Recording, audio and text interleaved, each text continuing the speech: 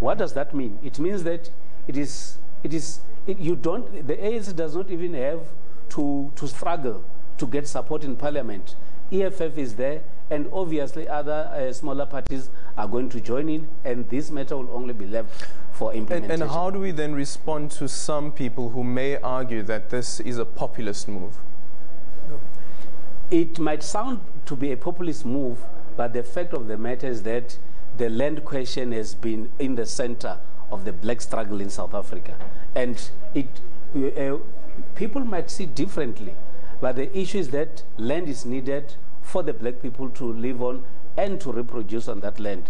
What Professor Sepe has said a few minutes ago is that black people are found in a very congested area everywhere. They are found that they are outsiders in their own country. Yeah, you know, the issue of populism, because right now it tends to be put as if the swear word. There is nothing that is incorrect or that we should frown upon when you have a struggle that may be populist, but that responds to a historical injustice. In the same way that one could argue that when the students talked about the free higher education, it may sound populist, but it does not make it incorrect.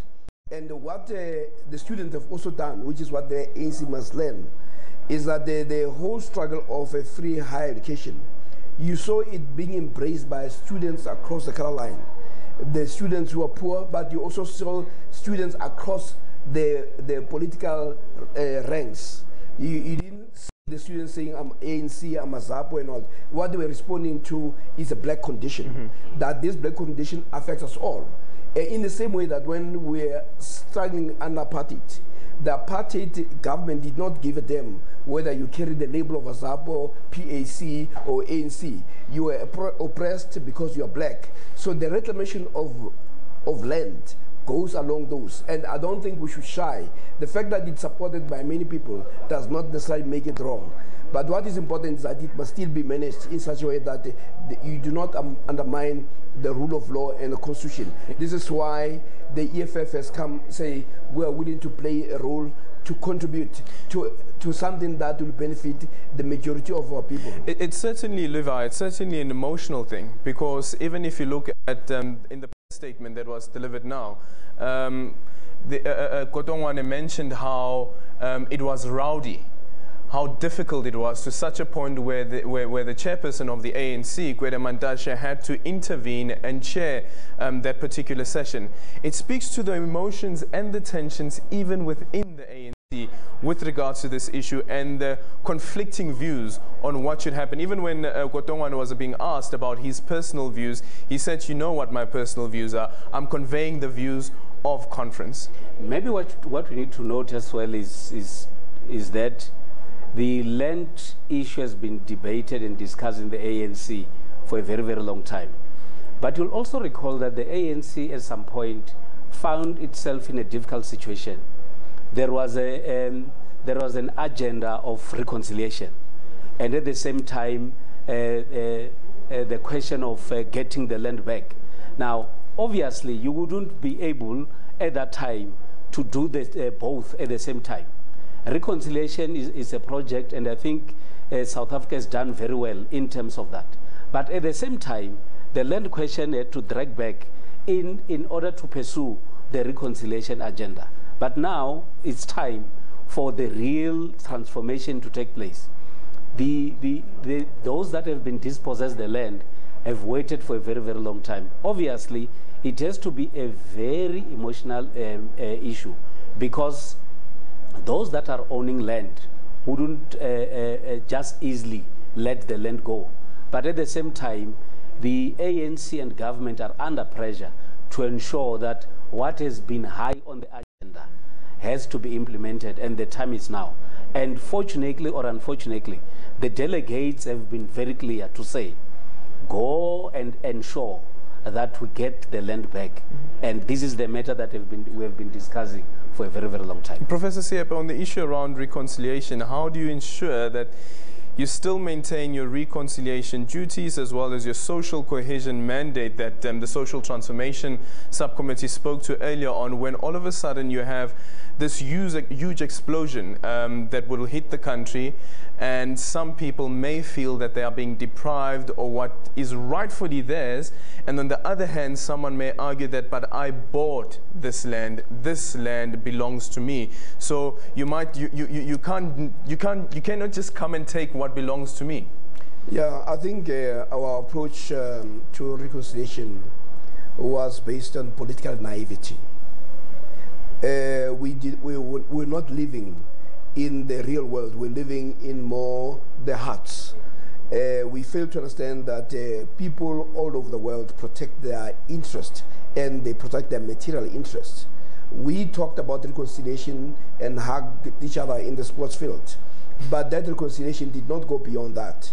So effectively what even the young people will tell you today is that now when we look back, is that reconciliation simply meant that black people reconcile with their poverty and white people reconcile with their wealth. Now 23 years later, you can see this level of impatience that instead of addressing reconciliation, but also making that reconciliation goes also with the materiality and of absence of wealth and the transfer. Because what the Constitution did was, even as we celebrated it, it simply legitimized the historic inequalities and simply said to black people that when time comes, you will progressively move. There'll be a movement of resources. But those who knew that wanted land, you know what they did?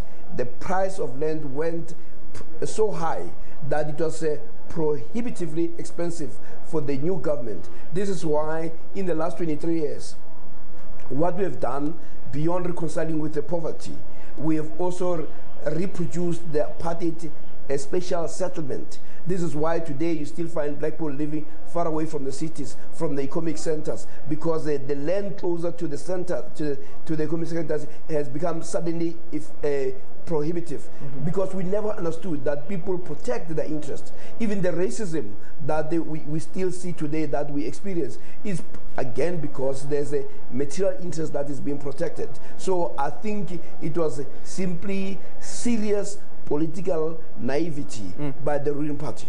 At least for now, what we know is that from Kotongwana's press briefing is that this land expropriation without compensation would look at Section 25 of the Constitution, which would be in the in the public interest that the land would be expropriated. We don't know yet in terms of the legislation how this will happen. We saw what happened in Zimbabwe, for instance, where the government there said, okay, all white people who own many parcels of land will only be allowed to own one parcel of land, and the rest must be expropriated. Is there a way for South Africa to ensure that there's land expropriation without it being as disruptive as we've seen it happen in Zimbabwe? Levi? Obviously, a lot of South Africans are celebrating after this announcement was made. But at the same time, we need to acknowledge the fact that we've got laws that are supposed to be followed in South Africa, but it is up to those that are given the responsibility to ensure that we follow the legal framework. What does that mean? It will mean that those that have this responsibility in Parliament must ensure that also following the legal framework, they must expedite this exercise in order to avoid an element where citizens out there will feel that the process is dragging too long and they'll end up having to do it in a manner that is not manageable. And it will mean that all the parties must come together and ensure that the law is actually being followed to the letter, so that the manner, the reappropriation of land is actually done in an organized manner and following the legal framework. Can I just quickly, just on that note, you keep on saying the reappropriation of land. I've been trying to think about this. Why do you go for reappropriation of land instead of expropriation? Is there a particular reason? It should be expropriation of land. Oh, okay. No, I thought maybe there's a particular reason that you keep on using, you keep on referring to it as reappropriation. Going forward, using the legislation as it stands at the moment, some may have argued before that the Constitution already allows for land expropriation without compensation. What difference does this new announcement from the ANC then bring? Well, it creates a sense of agency on their part. But they're also responding to the expression of impatience among people in this country. You see, when we raised these issues 20 years ago, the likes of Mandela's we used to tell us it takes time. So they believed in the politics of gradualism and incrementalism. So what we know is that that has not worked. Unless you respond to these inequalities right now, in our lifetime and the lifetime of the young people today, you are going to create a real social havoc. It's the same thing that happened at universities, where we took our time to try to convince our compatriots around issues of decolonization, around the fact that we have statues that offend us. Mm-hmm. When the young people came, they didn't want to have a discussion that we were having. They said 23 years later, you guys are still bowing to these statues. Mm. And it took that level of impatience for suddenly the offending statues to be removed, while we could not remove them through through dialogue and persuasion. So the point I'm making is that people need to know that the transformation will leave certain people unhappy. But we wanted to pursue a transformation where everybody will be happy. Yeah. But transformation by definition means that you change the status quo. But the status quo has people who benefit from it. So when you change it, it means that those people are not going to be happy. So we misled ourselves into thinking that you can make a major change, even around the issue of land, and move. And what was also interesting around the issue of land, that you suddenly had white think tanks that began to say black people don't want land. Mm-hmm. And what some of us argued, that if we say land is so unimportant to black people, or is not important at all, why are you keeping it? Why don't you give it away? So you found that even white scholars began to buy into the notion that will sustain white interest in land. So, but as Levi says, we don't have to do it in a manner that is unsustainable. But we cannot shy away from a sense of historic injustice that needs to be addressed. Levi, just in closing on this particular topic, do you think perhaps in reaction to this, in pursuing transformation and restoring justice to those who feel that they've been betrayed, actually by the governing party, that we could find ourselves in a position where there is an exodus of white people, those who own the land? That might be a possibility, but in the main, it might be a threat, because these are the threats that would always come associated with a bold decision that is taken by the majority of our people. Remember, when we were approaching the 1994 elections, there was this kind of threat that a lot of white people are going to leave. But I wanted to look at briefly at the government priorities. Land has always been one of the government priorities, but on numerous occasions, you will then get an emphasis on the provisioning of electricity, water, health, and so on and so on and so on. The land factor has always been occupying the backstage. And I think it's because South Africans have been very, very patient when it comes to land. And I think they've reached a stage where they are saying, we've waited for so long and it's time for action to happen. And I think time has actually come, and it's now. And that frustration has actually played out in the illegal occupation of land that we've seen played out in various municipalities across the country.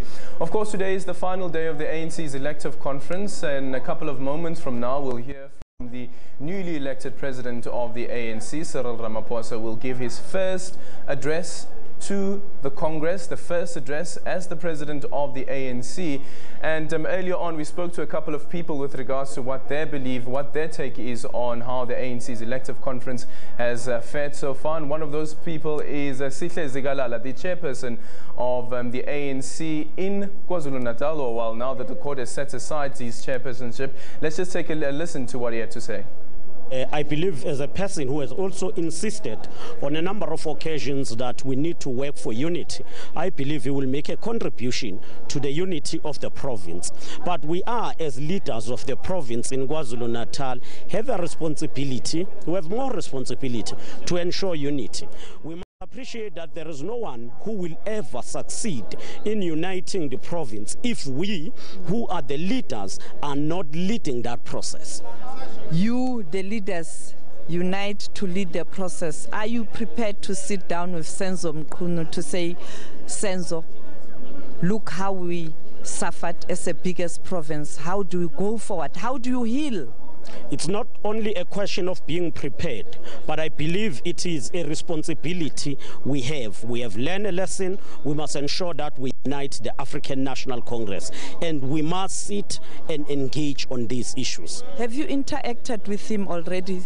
We are discussing. We will see how we meet and further engage on these issues. But I believe all of us need to do more, honestly, and be committed in building unity of the ANC in KwaZulu-Natal.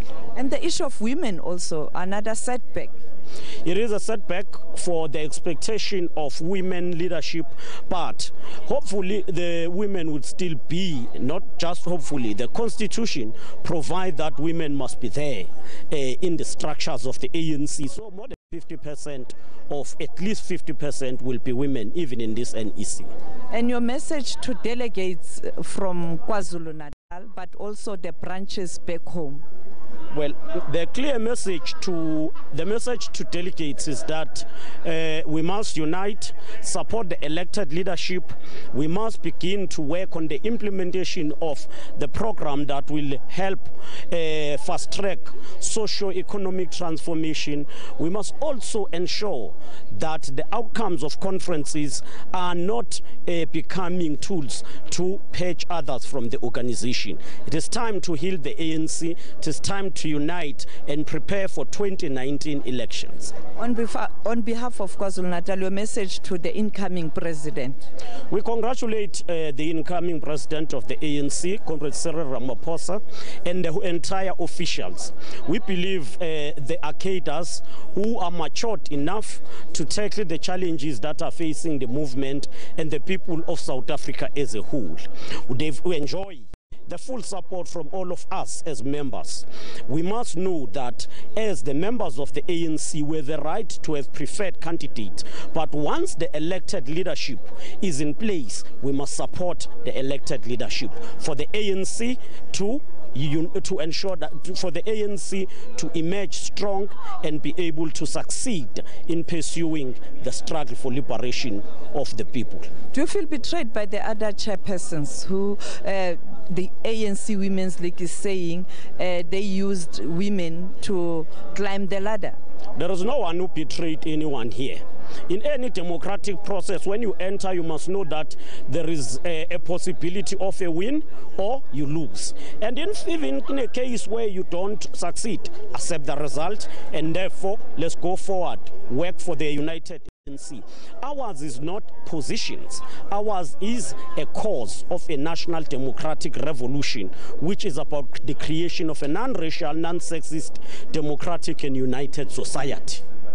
Well, that is Sihle Zikalala, the chairperson of the ANC in KwaZulu-Natal, whose election, of course, as the chairperson back in 2015 has been nullified by the courts and a declaratory order earlier this year.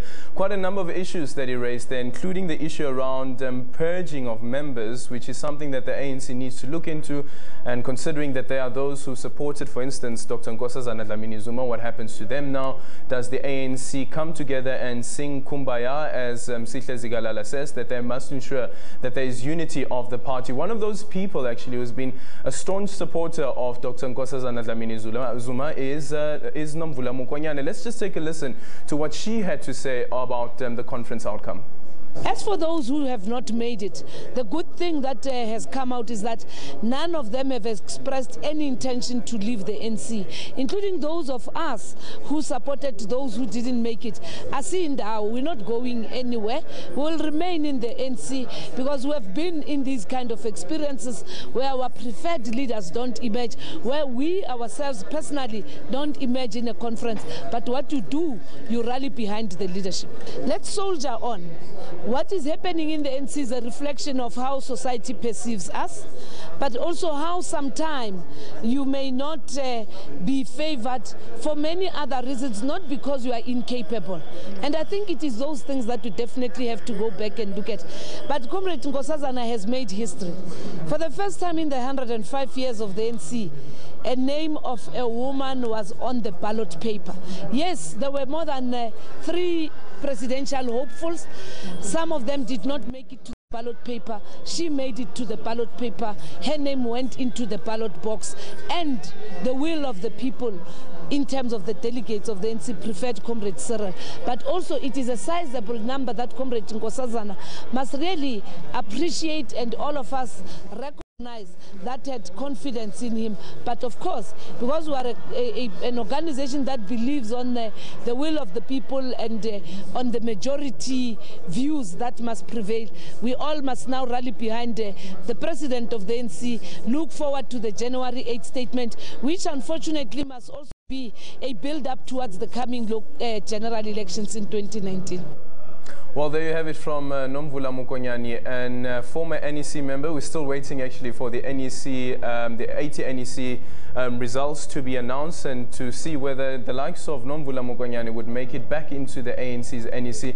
But Professor Siepe, she raises a very important thing here, and I was just thinking about it, that a crisis has been averted, and that possible crisis would have been a breakaway. She says that no one is speaking about leaving the ANC. No, I think that's a sense of maturity, because as the statement was made by Nkosazana earlier, and we repeated many times by the leadership of the ANC, is that your preparedness to lead should not undermine the reality that you should also prepare yourself to be led. So that was a powerful statement, because it was also reflecting on what had happened in 2007, where some people, when they lost, because they had always been in the position of leadership, they decided to go and start another party where they could lead. So what the ANC says is that we are used to contestation, and it's part of a renewal. And also, even though the campaign was ferocious, it's very important that as Democrats, you accept the outcome. We know that there are people who find it very difficult to accept the outcome. So it's good at an early stage now for them to say, we are going to support the new president. But at the same time, it is the duty of the new president to make sure that he reaches out. Remember also, the beautiful thing about contestation, unlike when somebody is imposed on you, is that it should be humbling. It should remind you that not all people think that you are God's gift to mankind. That is important. And what is important here is also Cyril's appointment or election as the president of the ANC. It didn't come up with a ringing endorsement. It could have gone either way. This is why we waited in bated breath to know which side it will go. So effectively, you are saying there is the other half that still need to be convinced that those who are victorious have done the right thing in selecting him. This is why you find in places like the United States, the first thing that the President of the United States does when he's elected is to say, I'm reaching out to those who did not support me. Well, Levi, in terms of reaching out, we saw a clip earlier on that was circulating on social media where the president of the ANC, Cyril Ramaphosa, was addressing his supporters, was addressing the CR17 camp, and he basically asked them to accept the results, and this was over the whole contestation over the 68-63 missing votes. Has he already shown ability and willingness to reach out in the interest of the party to ensure that the party remains united post this conference? You will recall that Dr. Nkosazana Zunama made a statement days before the conference started to say that even if I lose, I'll be prepared to accept the results. That was a statement that indicated that she understood the dynamics of democracy, that you can contest, win or lose. But another area that I think we need to look at is the fact that when the ANC was going to Polokwane in 2007, there were these kind of tensions that were happening. And the slate politics were getting entrenched into the ANC. And ever since then, regions and provinces and branches would always be based on slates or factions. And because we got used to that, we thought in this conference it was also going to be a winner takes all. And that did not happen. Yeah. And it meant that both factions in the ANC won, and the ANC came out victorious. And that would mean that the new NEC has a huge responsibility to ensure that they move in the mood of the conference, that of unity, and ensure that there is no team that is seen to have lost, and there is no team that is seen to have won, because only the ANC has actually won. And I think what President Ramaphosa has done, it's in the interest and in the spirit of this conference to say that we can still be able to sit down and resolve our differences amongst ourselves and avoid what President Zuma said in his political report. It's not necessary for us to go to courts once there are mechanisms within the party to be able to address the differences that we have. And already we are seeing that the chairperson of the ANC, Gwede Mantashe, has been served with papers with the intention of taking this conference to court and challenging the outcomes of this conference. But before we get into those issues, let's just take a quick listen to what ANC veteran Paulo Jordan had to say about this conference. Very different conference from the ones I've attended thus far. There were a number of weaknesses in this conference, which I think was most unfortunate because it almost seemed to descend into purely the question of election of the top six and the NEC. So even now, we're receiving the reports of the commissions.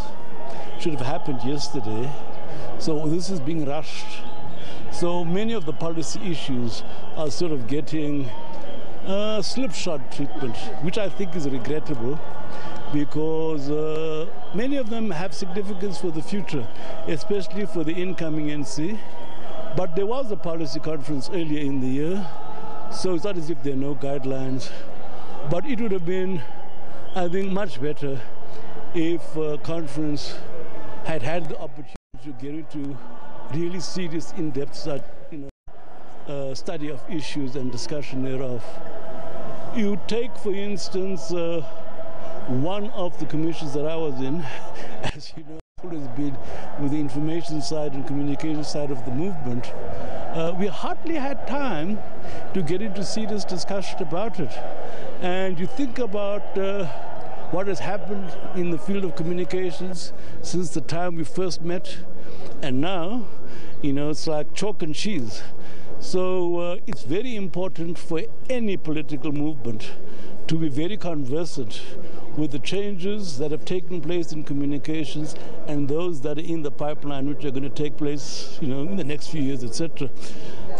We missed out on things like that. Most unfortunate, but it was owing to the character of the conference, as I say. So we've spent a lot of time not discussing anything really, because the elections taking place and the long delays. And then, of course, there have been these, I suppose, inevitable disputes in an election, which could have been better handled. Cyril is the right man for the job, especially at this juncture, I think. One of the things we must remember also is that the beautiful constitution everyone praises the skies, at home and abroad, Cyril Ramaphosa is one of the principal architects of that constitution. And I think we can have confidence that he's one person who will want to stand by it and, defend it against all possible threats, omissions, etc. So I think he'll make a very good president. He's got a lot of experience in any case. And as you can see, my hair is all white now. It used to be like yours at one time. So our generation, it's time for us to make way for the younger generation. Perhaps it should have happened earlier, but it's happening now. Well, ANC veteran there, Paulo Jordan, he may raise issues around the weaknesses around the conference and saying that some issues have not been discussed, like he says that the subcommittee that he was in or the commission that he was in. But one has to say that some very bold decisions came out of this conference compared to 2012. The issue around land expropriation without compensation. Also the ANC taking a stance and saying that sex work must be decriminalized. Yeah, I think one of the things that Paulo raises, he comes from a different tradition where deliberation was always the major issue. And in a sense, it was always, people were groomed for leadership. So it was always known who's going to be a leader and who. So it was the contestation was not so much. And even at that time, the contestation was not about getting into state power. It was more about how to advance the struggle. So when you come from that and you come to where we are today, he was correct to indicate that the deliberations around policy took a back seat. But also, it's also because the ANC, as the ruling party, has also invited a lot of interest in this case. There is no mistake that big business played a major role in terms of taking sides. There is no moving away from the notion that even the mainstream media took a position. When there was even an announcement, people were saying, you could see that people who were supposed to be journalists who were supposed to report, they were jumping up and down because they had long taken position. So effectively, the conference was tainted much earlier because there was a particular outcome that both groups wanted. So as a result, the nuances of policy that was discussed earlier during the policy conference took a backseat. But also the ANC must, even the veterans themselves, must be blamed because even during that time, some of them did not even participate in sharpening the issues around policy. But like you say, in the end, you had bold decisions, but maybe the issues of implementation beyond simply talking about bold decision could have been part of a discussion. But they have the next 5 years. They've been given marching orders, but the observation by Paulo is also a correct one. Levi, Professor Siepe introduces this topic or this debate around the media also having an interest in the outcome of the ANC's elective conference. And I wonder whether we as South Africa may be advancing to a point where we find that the media is bold enough to take a stance. Remember what happened in the 2014 elections when the Mail and Guardian took a stance, and as well now the Sunday Independent, the past Sunday Independent editorial. The editor of the Sunday Independent took a stance and said that the ANC conference must elect Dr. Nkosazana Dlamini Zuma. Is that something that we should envisage going forward? Well, I think the media has played a very, very significant role or remarkable role in terms of trying to direct the direction or determine the direction of conference. From the beginning of the year, there were a number of programs specifically designed for this conference.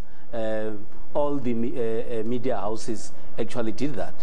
But what else would you expect from the media? Because they've got that role to play in terms of informing the public about the happenings.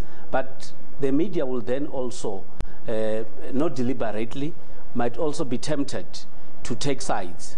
That is why a lot of journalists on the floor there, when the announcements were made, you could see some being very, very excited and some looked a bit disappointed. But that is exactly what you would expect from a highly contested conference like this one.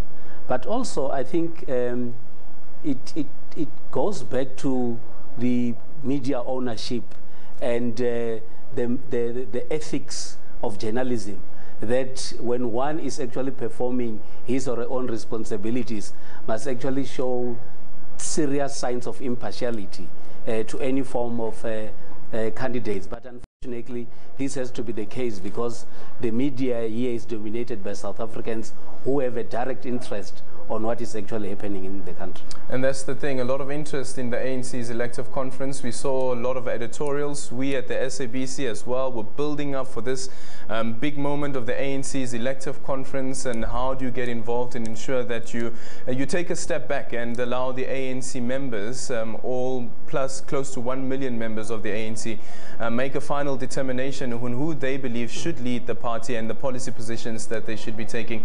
We're still waiting for the president of the ANC, Cyril Ramaphosa, to give his closing remarks. We'll keep a close watch on that, and as soon as he's ready, as soon as they take to the podium to give their closing remarks, we will be taking him live. Lulu, it's back to you in studio.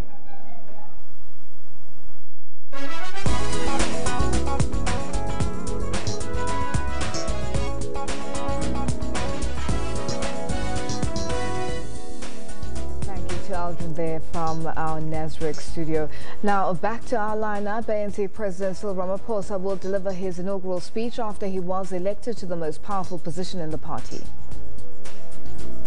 The newly elected ANC National Executive Committee has been mandated to manage the fragile issue of the two centres of power following. And ratings agencies are cautiously optimistic about the future of South Africa following the election of Cyril Ramaphosa as ANC president. In news just in, the ANC says it has instructed its NEC to propose in Parliament to amend Section 25 of the Constitution. An amendment to Section 25 will in effect deal with the expropriation of land without compensation. The contentious issue of land reform and expropriation without compensation, or with or without compensation, that's a key issue which has emerged has been the main contentious issue. I'll quickly come to the resolution without giving you the background and what was happening and how inside. That's not my story. All I'm going to give you is the final conclusion. The financial conclusion is that we agree that the National Executive Committee will initiate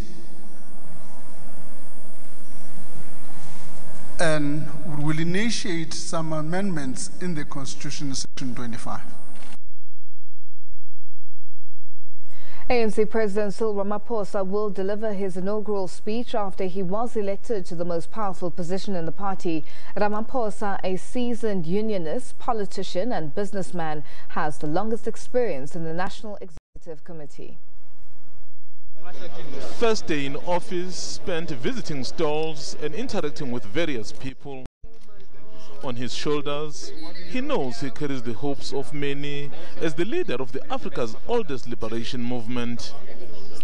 His eagerly awaited speech is expected to focus on unity of the party and the country. This after a bruising contest against rival Dr. Nkosazana Dlamini Zuma.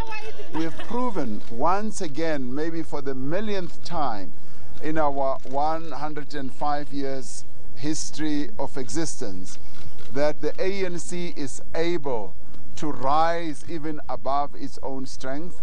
And here we were able to demonstrate that the ANC family, this great organization of our people, wants to emerge out of this conference united, renewed, and stronger than it was when we came to conference.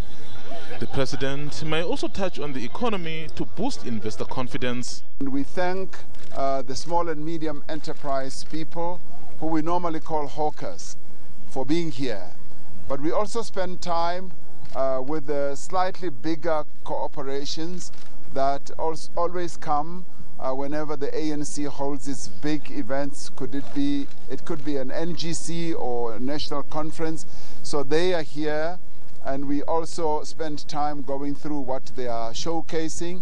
Some of them are showcasing new technologies that they want to spread throughout the country. Ramaphosa, who returned to prominent politics when he was elected deputy president in Mangaung in 2012, was Nelson Mandela's choice for deputy in 1994. As the ANC president, He's expected to evoke the vision of the most revered statesman, perhaps in what may be his bid to see some of it through. Mzwandile Lembeje, SABC News, Johannesburg. The ANC's 54th National Conference has mandated the National Executive Committee to manage the fragile issue of the two centers of power following the conference. Key among what might arise is the recall of President Jacob Zuma by Luthuli House. Meanwhile, the new members of the NEC are expected to be announced this evening. The election of Cyril Ramaphosa as president of the ANC means the country and its governing party have two centers of power. Conference realizes the fragility of this situation.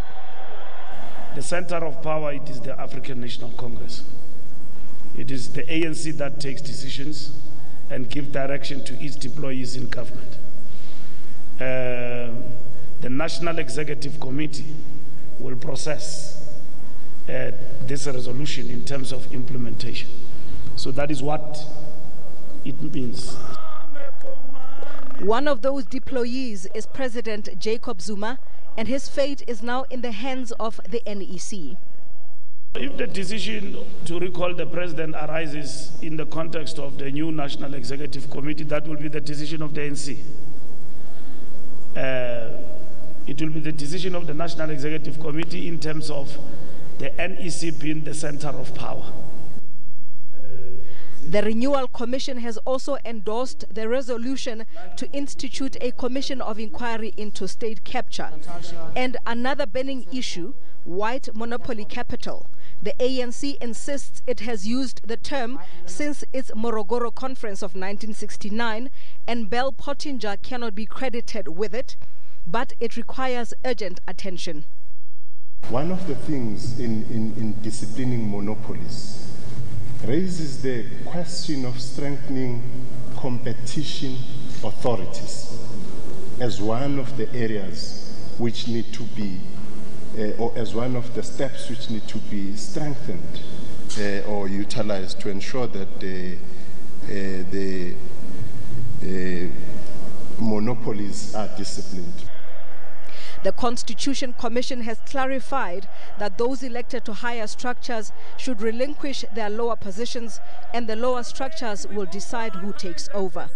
Provincial chairpersons David Mabuza and Ace Magashule should be happy with how the resolutions of the conference affect them, but eyes will be on their provinces to see how smooth the process of filling those vacancies will be. However, the fate of President Jacob Zuma hangs in the balance, depending on how much more pressure the NEC gets to recall him and how many members of the NEC agree. His stay at the union buildings might be short-lived. Ntakwana Ngatani, SABC News, Nazareth, Johannesburg. ANC delegates from Limpopo and KwaZulu-Natal at the 54th National Conference have written letters to the party demanding that the results of the position of Secretary General be rescinded. The two groups are disputing the 68 votes which they claim were not counted in the final results. Comrade Ace Magashule at 2360 votes. Comrade Senzo Mkhunu, 2336 votes. The fight to include the question 68 votes, which has overshadowed the entire conference, is not yet over. A group from KZN have instructed its lawyers to hand a letter of demand to the newly elected chairperson, Gwede Mantashe, to include the disputed votes. They also want votes for the position of Secretary General to be recounted. A group from Limpopo also claims only 15 votes from their delegates were included. The group's legal representatives have called for an urgent response from the chairperson of the ANC. They say they will escalate the matter to the South Gauteng High Court if delegates at the conference do not resolve the matter. It emerged that between 63 and 68 delegates who were registered to vote at the conference had discovered that their names were not on the voters' roll. This means their votes were not included in the final tallies for the top 6 executives. Meanwhile, ANC President Cyril Ramaphosa has asked his supporters to drop a legal challenge against the 68 disputed votes, as it may compromise the whole conference. Ramaphosa is reported to have urged a group of supporters to accept the results. That saw Free State Premier Ace Magashule being elected Secretary General of the ANC.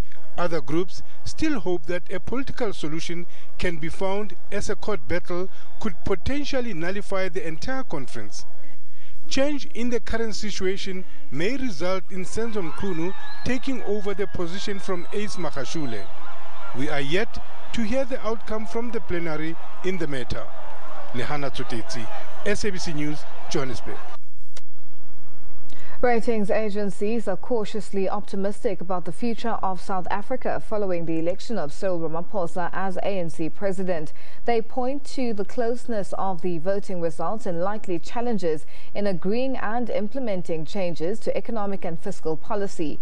In a statement, Fitch Ratings agency says the full repercussions of Ramaphosa's victory will be far-reaching, but they are likely to remain unpredictable ahead of the 2019 elections. Fitch says political uncertainty in the country is likely to continue following Ramaphosa's election. The ratings agency says economic and fiscal policy uncertainty could remain high in 2018. Ratings agency Moody's says Ramaphosa's election opens up the tentative possibility of a positive shift in the country's economic policy and an increase in business confidence. It says this could reverse the gradual deterioration of the country's credit fundamentals. In November, Moody's placed South Africa's sovereign debt, which has a bar 3 rating, on review for downgrade. The Automobile Association says it is expected that the fuel price will decrease in the new year.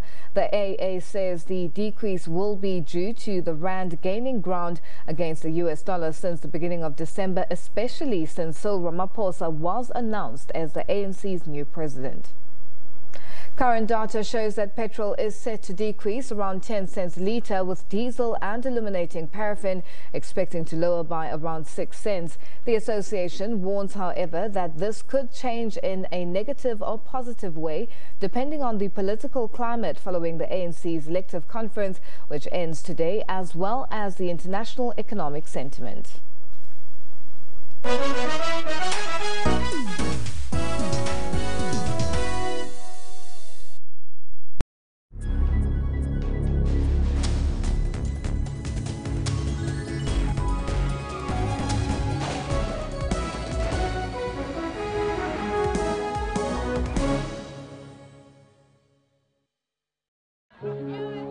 We're explorers. We always have been. Endlessly curious, always looking for answers, for new frontiers, for new stories. Because that is who we are. From script to screen, from yelling action to taking you on a journey. Radio producers, script writers, on-air presenters, news reporters, sports analysts. We spend late nights creating captivating storylines and earlier mornings keeping you informed, educated, and entertained. For us, it's not a job, it's a calling. We do this and more because you do your part. SABC TV licenses, made possible by you.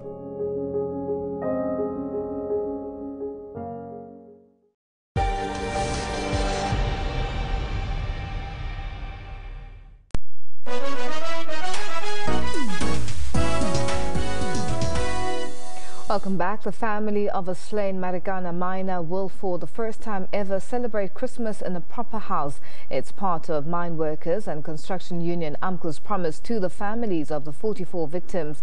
Matabang Ntsenyeho's husband, Andries, was among the group gunned down by police. August 16, 2012. A dark chapter in the country's history. 34 miners shot and killed by police at Marikana. Among the victims, Andries Ntsenyeho. He died fighting for a decent living wage. Life has been hard for his widow and their 5 children, still living in this shack. I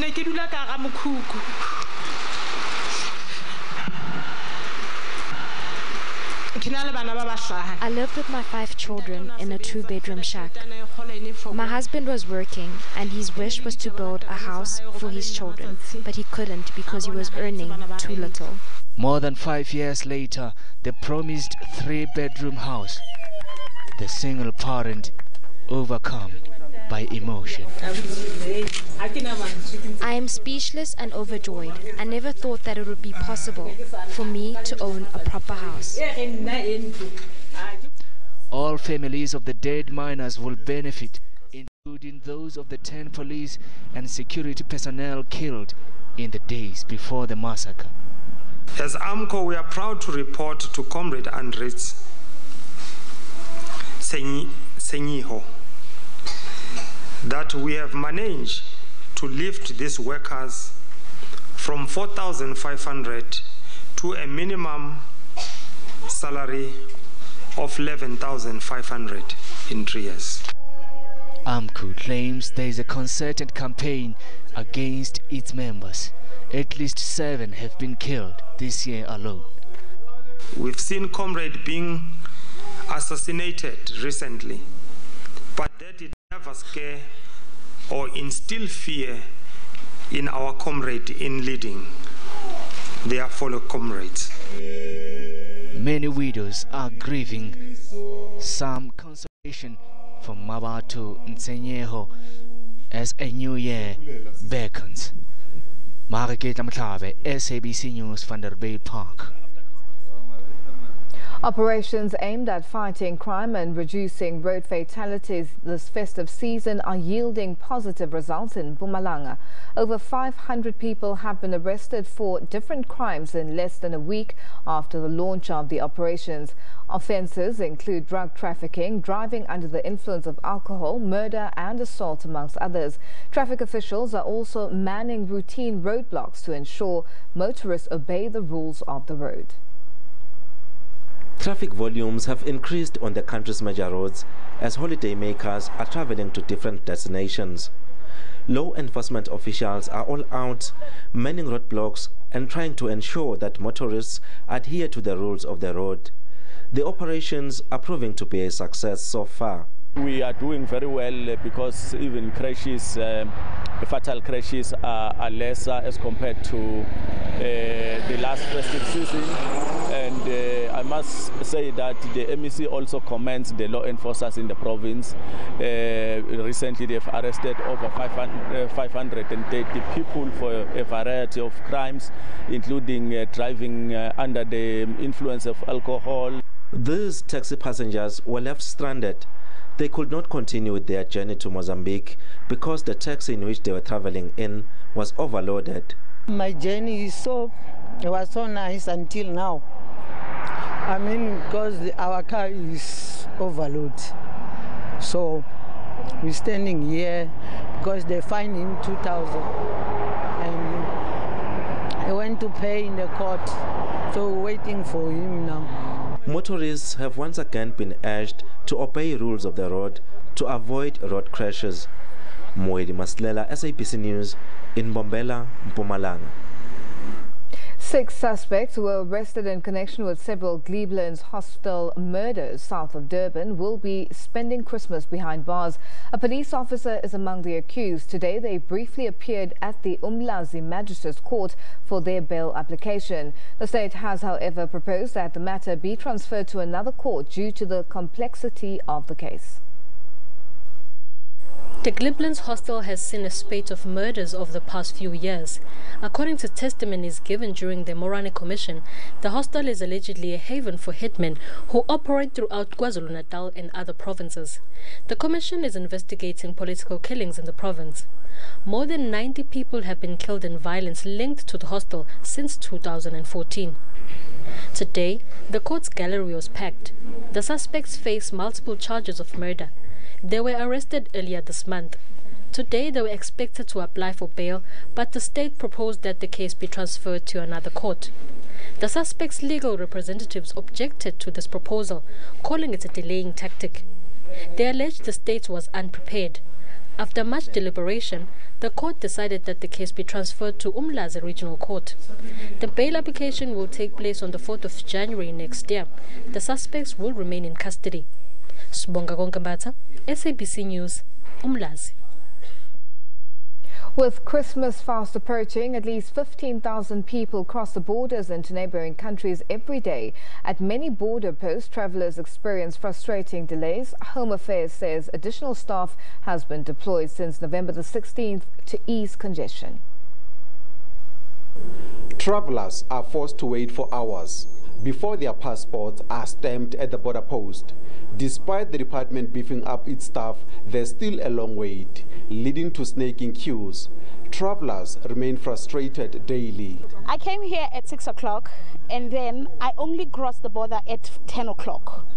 I was very late. I am still very late because I have to go to Johannesburg and it's very slow. And plus, can they fix their system? Can they upgrade their system so that the service becomes better? Because right now, we're still waiting in a taxi for people. There are queues there. We're still waiting in the taxi so that the taxi should be filled. But there are people standing on the lines. I arrived at 7 o'clock. When I arrived at the border gate at Lesotho, I went to South Africa. So the services are not good. So they are talking, they are not make the services to people. So we are not happy about that. I arrived early, then the service is too slowly, then I'm not happy for that. Some custom officials have been suspended for taking bribes. Home Affairs Department Director General Mkhuseli Apleni says additional staff has been deployed to all border posts since November 16 to ease congestion. Apleni says more people are expected to cross the border before Christmas Day. Ishmael Mudiba, SABC News, Maseru Border Post. The countdown to Christmas and New Year is well underway, but Cape Town's Wildschut family doesn't have much to celebrate. Their son, Fagon, died after the ambulance he was traveling in came under attack on the N2 last month. The ambulance was en route to a hospital after the family was involved in a car crash. The mourning parents claim they've not received any assistance. It's been a harrowing time for Shaylin Mitchell and Nicola Volskut. First a car crash, then the ambulance robbed at gunpoint after a tire burst. Ultimately the loss of their 7-year-old son. The couple says none of the promised assistance and counselling have materialised. No one came to us and offered us help. We're still sitting here heartbroken, and what must we do? How can we go on if we didn't get help? They also claim that EMS has not communicated with them, adding to their woes an unaffordable hospital bill. Everything is happening around us. They go out to other people, they reach out to other people. Why can't they reach out to us? Why? The Provincial Health Department says it's requested information from the hospital on the bill, and the head social worker is to schedule a follow-up meeting. For the bereaved couple, getting through every day remains a challenge. Vanessa Puna, SABC News, Cape Town.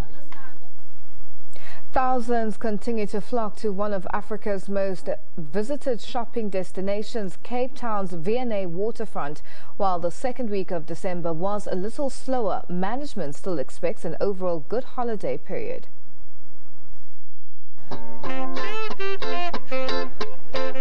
Festive cheer abounds. After a difficult year for many, it's time to kick back, relax and swipe the cards. Despite tough economic times, consumers are still spending. We have a very broad economic pool. It's certainly people leaving it later and later every year, but that's a trend around the country. So yeah, it's nice to get around, and you have so much more to do than shopping. So I think that helps if you're not only into shopping, but we have those too. While grown-ups have lost the magic, little ones still expect Santa to slide down a chimney. Yes, I love Christmas. It's so nice, and I get presents from Santa. Why do you like Christmas? Because I get Christmas presents. Electronics are still one of the best sellers, while toys always make the list. Some left it late, Haven't started as yet, as usual, always last minute, but yes, hoping to get there by end of tomorrow. While others got done in time. No, it's going very good. We've got pretty much everything sorted at the moment, so yeah, we've all prepared and everything for the day. Some families will not do any Christmas shopping. We're enjoying making a day of every day. Doing activities like today's Robben Island, tomorrow's Red Bus, all those activities that's happening in Cape Town. We've minimized on Christmas shopping. We're not at home, so the pressure from cooking big lunches and everything is off for this year, so we're investing our money in making the best of Cape Town. The V&I waterfront receives up to 150,000 visitors daily in peak season. Mariska Botha, SABC News, Cape Town.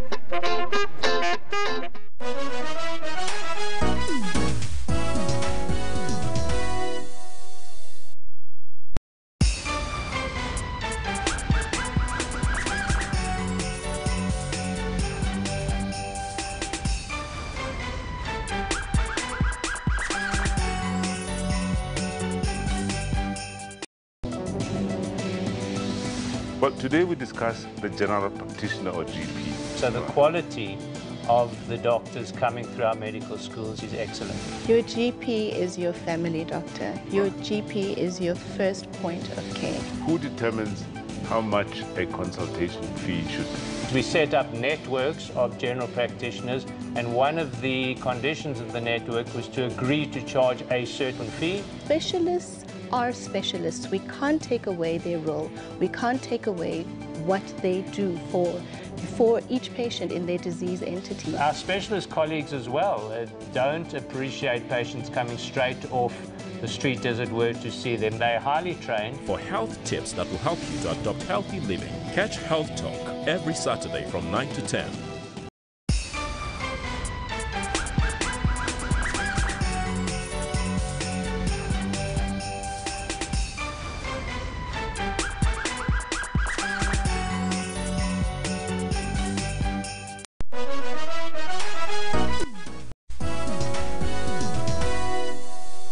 Welcome back. This is Your World on SABC News Channel 4. Let's take another look at news-making headlines.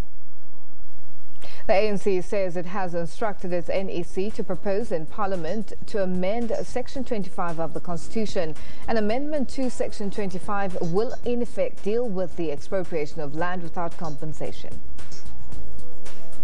ANC President Cyril Ramaphosa will deliver his inaugural speech after he was elected to the most powerful position in the party. Ramaphosa, a seasoned unionist, politician and businessman, has the longest experience in the National Executive Committee. The ANC 54th National Conference has mandated the National Executive Committee to manage the fragile issue of the two centers of power following the conference. Key among what might arise is the recall of President Jacob Zuma by Luthuli House. And ANC delegates from Limpopo and KwaZulu-Natal at the 54th National Conference have written letters to the party demanding that the results of the position of Secretary General be rescinded. The two groups are disputing the 68 votes which they claim were not counted in the final results. Ratings agencies are cautiously optimistic about the future of South Africa following the election of Cyril Ramaphosa as ANC president. They point to the closeness of the voting results and likely challenges in agreeing and implementing changes to economic and fiscal policy.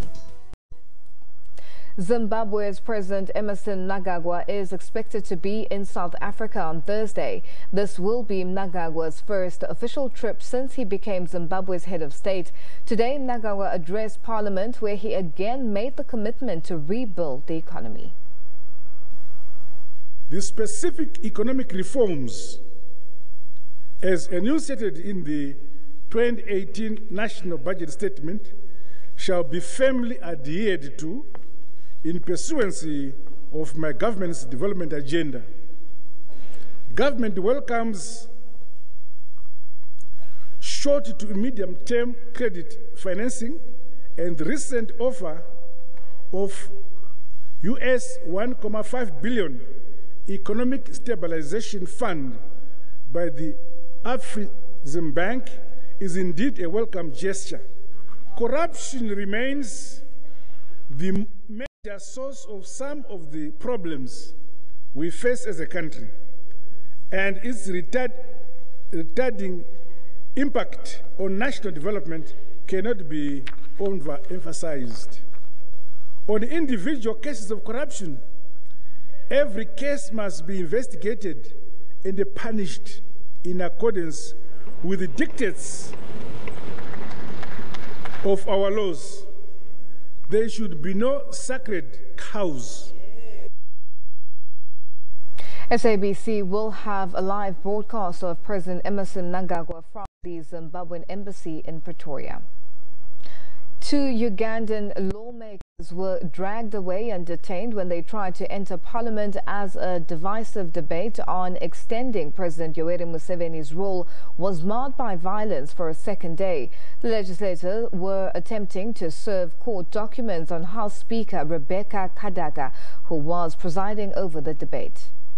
Both opposition members of parliament opposed a bill that would remove an age cap of 75 years on presidential candidates, thereby allowing Museveni to extend his 31-year rule of the oil-rich East African nation. 6 MPs, all opposed to removal of the age cap, were suspended from parliamentary proceedings on Monday for alleged disorderly conduct and refusing to heed the Speaker's instructions. Uganda's new presidential election is scheduled for 2021. With Liberia due to hold a runoff election on December the 26th, the country's wartime ghosts have returned to haunt the vote. This as key wartime figures and their associates cement their grip on positions of power and prosecutions for Liberia's back-to-back civil wars in 1989 and 2003 that killed an estimated 250,000 people. Teke Kaduko, who is supporting a wife and 2 children on a meager income, complains that essentials have in some cases tripled in price since the Taylor era. Living in a hovel meters away from the so-called College of Knowledge, where the dreaded strong men trained child soldiers to kill, Duko recalls when times were so much more comfortable. There was many ATU, anti-terror unit, were training at the area. I think you see here, this rubber farm. All here, people used to train in the bushes. Other ghosts from Liberia's harrowing past sit in the Senate, had major companies and even preached from the pulpit on Sundays. Yet not a single sentence for wartime offences has been handed down in the country. Uriah Mitchell, head of programs and production at Radio Banga, believes the impunity of those involved in the war is holding Liberia back. The damages of the war must be dealt with. What am I talking about? Infrastructure that was damaged must be fixed, must be rebuilt, so that when you look and you can see anything elsewhere and you can see development taking place, that erases the warlike mentality. Joe Howard Taylor being the ex-wife of President Taylor, I feel there's no connection between them again because she had divorcing. Many families living in Bong County or in Johnson's stronghold county of Nimba lost jobs and protection when Liberia's civil wars ended. For them, 12 years of living under President Ellen Johnson Sirleaf often compares unfavorable. The United Nations High Commissioner for Refugees is calling on the international community to work together to support the Somali government's efforts to restore and rebuild the country. This after he visited a new settlement in the southern port city of Kismayo. The settlement was built for refugees who have returned to the country. In his tour of Somalia's third largest city, the United Nations High Commissioner for Refugees, Filippo Grandi, said he saw enormous physical damage from 28 years of conflict, but also visible signs of restoration and economic activity in the streets, including new small businesses run by returning refugees. The new settlement in Kismayo includes houses for 300 families, a new hospital, a marketplace, and a new school. I think a lot of progress has occurred, including what we see around here today, but much more is needed to make returns sustainable and, more importantly, to make the country viable for its own people. Most returning refugees had spent years in exile, waiting for signs of stability and the promise of education and jobs before giving up the safety and isolation of refugee camp life. While some 19,000 refugees in Kenya's Dadaab refugee camp are currently in the pipeline for voluntary return, most Somali refugees cite security concerns as their top reason for remaining in Kenya. The High Commissioner acknowledged that despite progress, Somalia still faces insecurity, drought, and a lack of basic services like water, food, healthcare, and education. As I told them a few minutes ago, Humanitarian Coordinator Jamie McGoldrick says the humanitarian situation in Yemen continues to deteriorate, with millions in the country in acute need of assistance. He was speaking at a press briefing on Tuesday in the Yemeni capital of Sana'a. UN Resident Coordinator for Humanitarian Affairs in Sana'a has published a document detailing the humanitarian needs for Yemen in 2018. Humanitarian Coordinator Jamie McGoldrick said Yemen has the largest food insecurity crisis in the world. And that's over 11 million people who are what we declare in acute need, and that's 1 million more than last year. And there's some 400,000 children under the age of 5 who are in a very severe acute malnourished situation. In the past year, more than 2,200 people have died from a cholera outbreak which affected more than 1 million people. More than half of the health facilities in the region have been shut down as a result of war, and a large number of local people have been unable to access clean drinking water. Experts warn if the current situation persists, Yemen could face a larger outbreak of infectious diseases beside cholera. Meanwhile, Saudi air defenses shot down a ballistic missile fired by Yemen's Houthi group towards Riyadh on Tuesday.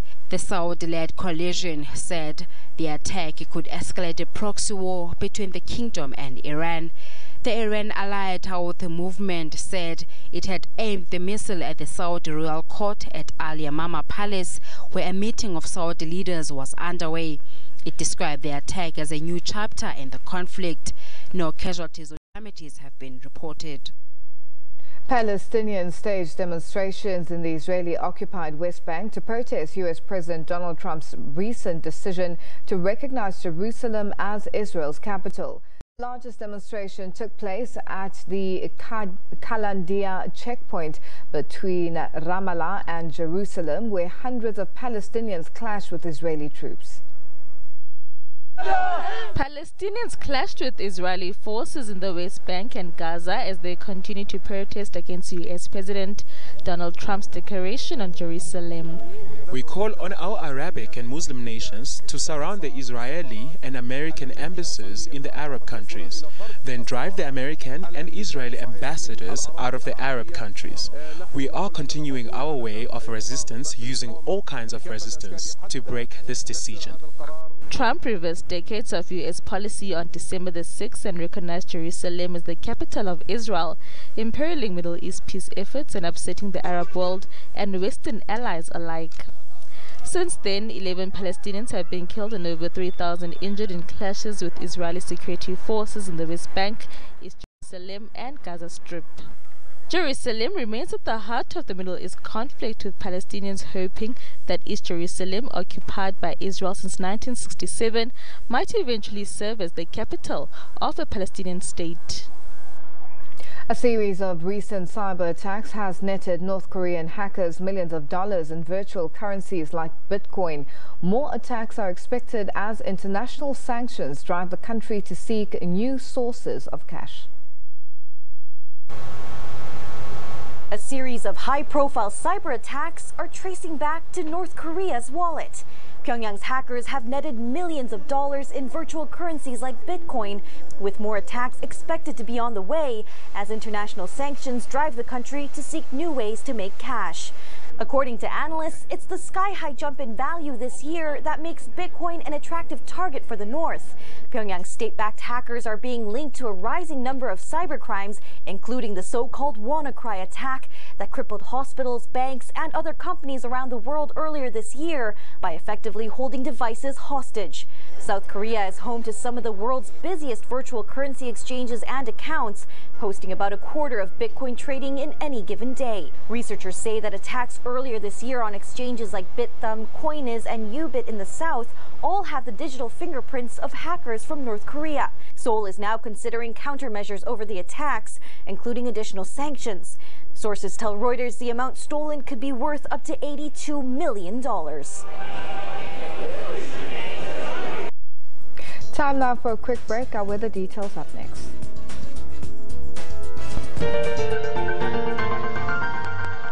Thank you very much, and a very warm welcome to the weather desk. It was a partly cloudy day over the eastern parts of South Africa as a result of a reaching high pressure system that's also still bringing some isolated and scattered thunder showers over the central parts of South Africa for tonight and tomorrow. We're expecting